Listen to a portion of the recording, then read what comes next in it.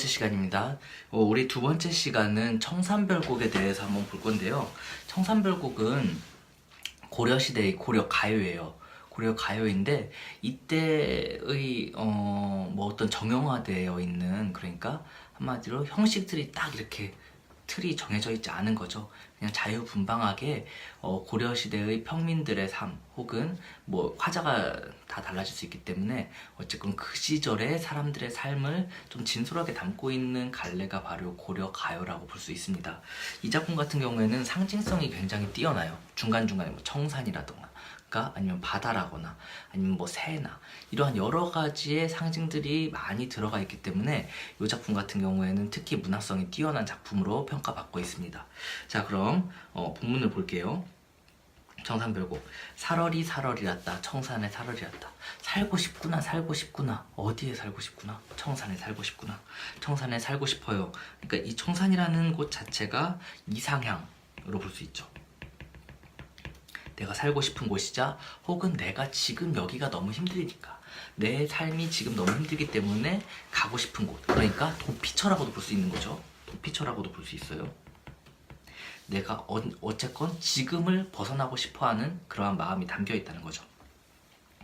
머리랑 다래랑 먹고 청산에 살을 렸다. 머위랑 다래랑 먹고 청산에 살을 렸다 라는 거. 거기 청산에 가가지고 고기 먹고 뭐 좋은 것도 많이 먹겠다는 게 아니에요. 그냥 소박한 음식들을 먹겠다는 거죠. 여기에서 머위랑 다래는 다 소박한 음식이라는 겁니다. 머위랑 다래 다 소박한 음식을 얘기하는 거예요. 즉 이러한 소박한 음식을 먹더라도, 내가 지금 먹는 것보다 오히려 못한 걸 먹더라도 나는 청산에 가서 살고 싶구나, 그렇게 소박한 것들을 먹으면서 청산에서 살고 싶구나 라는 얘기죠.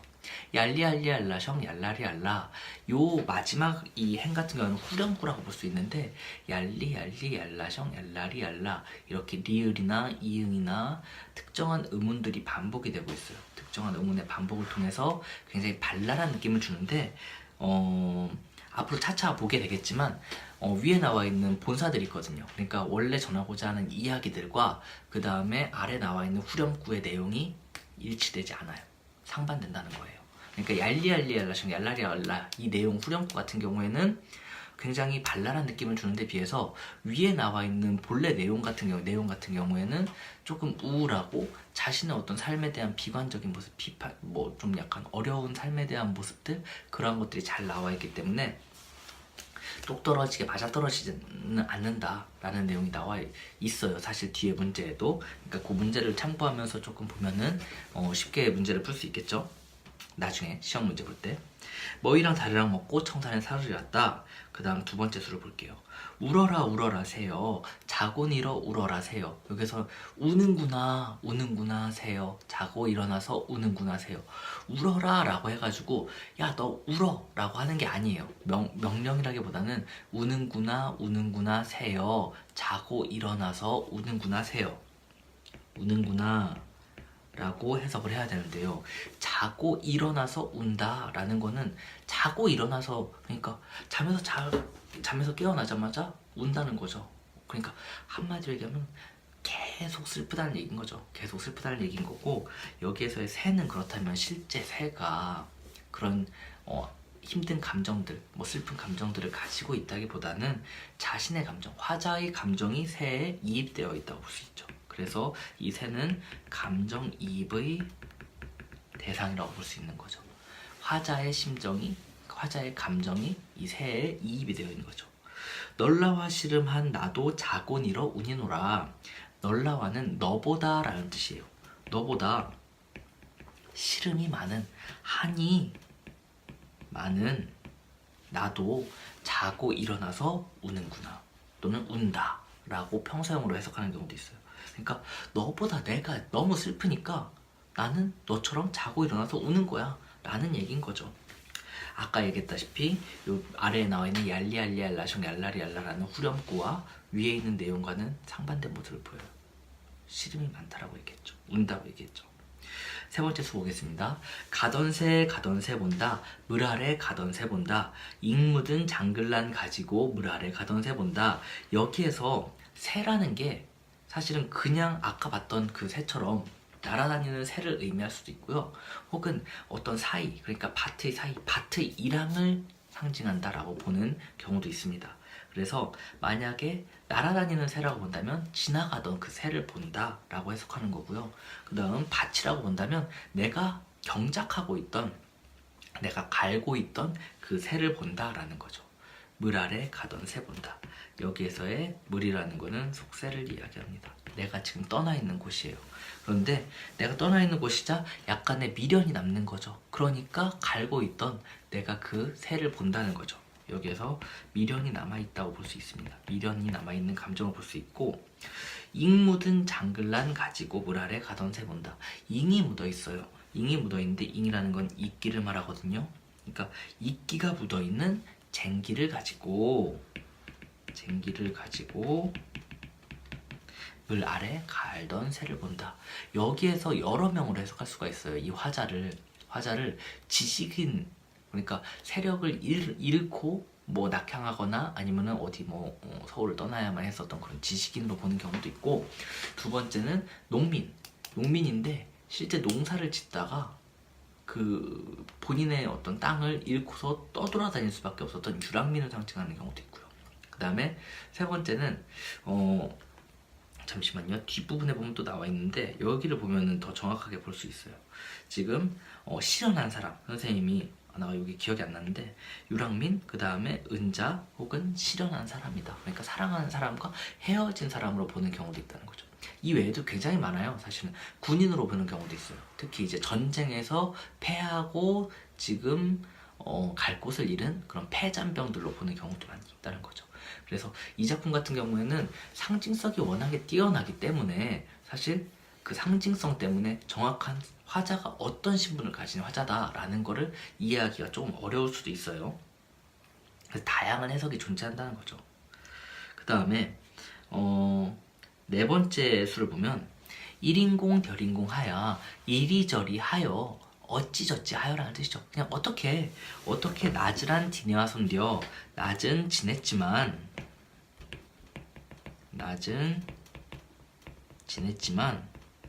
오리도 가리도 없음 밤을한 어띠 호리라.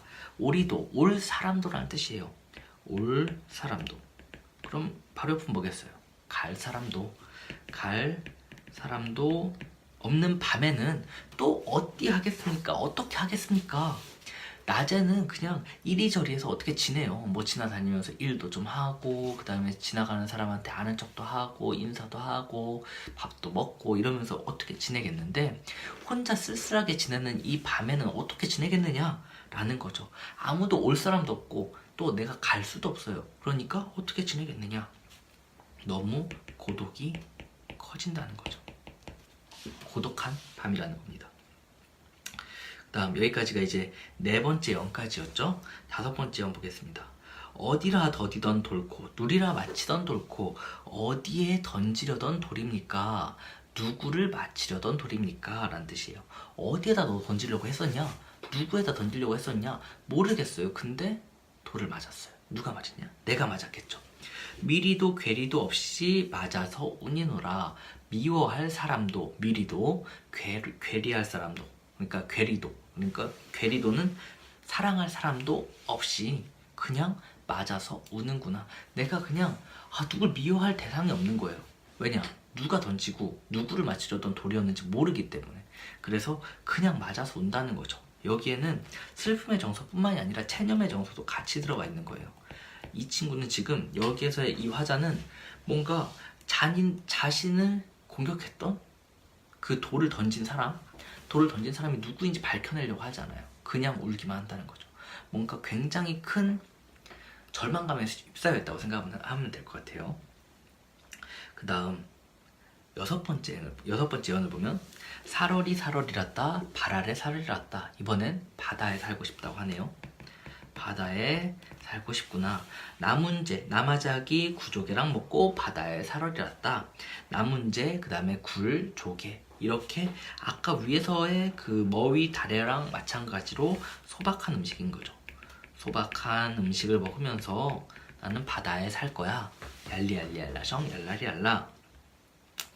가다가 들어라 듣는구나. 뭘 듣느냐? 예정지에 가다가 들었어요. 예정지라는 건 외딴 부어클 얘기예요. 그냥 어디 여기에서 부어키라는 게 사실 상징성이 있는지 없는지는 정확하게 모르겠지만 어쨌건 이 외정지라는 거 그냥 목적지인 거죠. 목적지에 가는 도중에 뭔가를 들은 거예요. 뭘 들었냐? 사슴이 짐대에 올라셔 해금을 켜는 것을 듣는구나 라는 뜻이에요. 두 번째 해는 사삼이 짐대에 올라서 장대에 올라서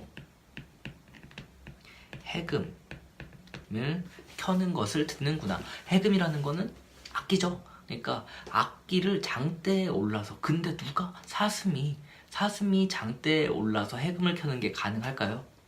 불가능하겠죠. 그래서 이거는 불가능한 일이 일어나길 바란다. 불가능한 일이 일어나기를 바라는 모습이다 라고 보는 경우도 있고요. 두 번째 경우는 광대가 사슴 분장을 한 거예요. 사슴 분장을 한 광대가 해금을 켜는 것을 들은 거죠. 이 두 가지로 다 해석이 가능한 거예요. 불가능한 일이 아예 그러니까 상상인 거죠. 상상의 영역이 일어나기를 바라는 걸 수도 있고요. 혹은 실제로 봤는데 여기에서의 사슴이 광대였던 거죠. 그렇게 보는 경우도 있다는 겁니다. 마지막, 가다니 배부른 독에 설진 강수를 비조라. 가다가 보니까 배부른 독에 배가 부른 이렇게 부른 독 있죠. 장독 같은 그 독에 설진 강수, 굉장히 짙은 그 진한 술을 빚는구나. 술 냄새를 맡은 거예요. 지나가다 보니까 굉장히 짙은 술을 빚고 있는 거죠. 마시고 싶겠죠. 좋아하겠죠. 좋아하는 사람이겠죠. 조롱꽃 누룩이 매와 잡사하니 내 어띠하리 있고, 조롱꽃처럼 생긴 그 누룩이 매워서 나를 잡아요. 그러니까 얘가 날 실제로 잡는 게 아니라, 여기 의인법이 사용되는 거겠죠. 실제로 날 잡는 게 아니라 매워서 내가 못 가겠는 거예요. 왜 못 가냐? 너무 맛있어 보이니까, 맛있는 냄새가 나니까. 그래서 내가 어떻게 하겠습니까? 어떻게 하긴 뭘 어떻게. 먹을 수밖에 없겠죠, 앉아서. 여기 보면은 결국은 이 서리법인데 이것도 먹을 수밖에 없다라는 거죠. 먹겠다. 술을 마시겠다. 라는 내용이 나와 있는데, 여기에서 중요한 점은 뭐냐면 이 사람이 굉장히 절망적인 상황에 쌓여있는 사람이라는 거예요. 절망적인 상황에서 술을 먹고 해소하겠다. 그러니까 감정을 해소한다고 볼 수 있는 거죠. 감정의 해소라고 볼 수 있지만, 한편으로는 어떤 문제의 근원을 해결하려는 게 아니라 그저 술을 먹고서 잊어버리겠다라는 거기 때문에 이거는 약간 감정을 회피하고 체념하는 모습도 같이 들어가 있다는 거죠. 무슨 말인지 이해가 되겠죠? 이 작품 같은 경우는 전반적으로 보면은 두 부분으로 나누어서 볼 수 있는데, 첫 번째 영부터 네 번째 영까지 있죠. 첫 번째 영부터 네 번째 영까지를 청산 노래로 봐요. 그리고 다섯 번째 영부터 마지막 노래까지 요게 바다 노래인데, 이렇게 구분을 하는 이유는 뭐냐면 형식이 반복이 되기 때문에 그래요. 한쪽은 청산 노래와 관련된, 청산과 관련된, 한쪽은 바다와 관련된 그러한 노래들이 엮여져 있는데, 전제 조건이 있어요. 전제 조건은 뭐냐면 다섯 번째 수와 여섯 번째 수의 위치를 바꿨을 경우에, 여섯 번째 수가 바다에 대한 내용이었죠. 사러리 사러리였다, 바다의 사러리였다. 그러니까 이 내용이 다섯 번째 수와 바뀐다면, 순서가 바뀐다면 이제 첫 번째부터 네 번째, 그 다음에 다섯 번째부터 여덟 번째 연이 대칭을 이룬다는 거죠. 그래서 이렇게 두 가지로 구분을 지을 때는 이 다섯 번째 연과 여섯 번째 연의 위치를 바꿔야 된다는 거. 그렇게 바꿔서 해석할 경우에는 대칭이 일어난다는 거죠. 사실 이 노래 같은 경우는 고려가요이고, 고려시대 때의 노래들을 조선시대 때 모아서 만들어 놓은 거예요. 책으로 엮어 놓은 거예요. 그래서 노래가 편집이 많이 됐을 가능성이 있어요. 비슷한 노래들을 묶어서 뭐 청산 노래다, 바다 노래다, 이거 비슷하니까 묶어가지고 청산별곡이라고 이름 지어놓자, 이런 식으로 묶이는 경우가 많이 있다는 거죠. 그러니까 전체적인 통일성이 약간 떨어질 수도 있고 혹은 상징성 때문에 이렇게 어렵게 해석이 될 수도 있습니다. 그래서 여러 명의 화자라기보다는 화자를 여러 측면으로 해석할 수 있는 가능성도 있다는 거죠. 저번 시간과 마찬가지로 뒤에 있는 1번, 2번, 3번 꼭 잘 보세요. 특히 이런 데에 나와 있는 보기에 있는 내용들 있죠. 이 내용들 좀 잘 보면 좋을 것 같은데 많은 학생들이 질문을 해요. 요거 평서문이나 의문문 이런 것도 알아야 되는지. 굳이 중요하지 않습니다. 이거는 굳이 중요하지 않은 게 어떤 사람들은 이걸 평서문으로 해석하는데 어떤 사람들은 감탄문으로 해석하는 경우도 있거든요. 그러니까 이게 평서문이다 의문문이다 이 정도를 그냥 이런 것들 자체를 알기보다는 그냥 이 문장들이 이런 의미구나 라는 것 정도만 알고 넘어가면 좋을 것 같습니다. 자, 오늘은 여기까지 하겠습니다.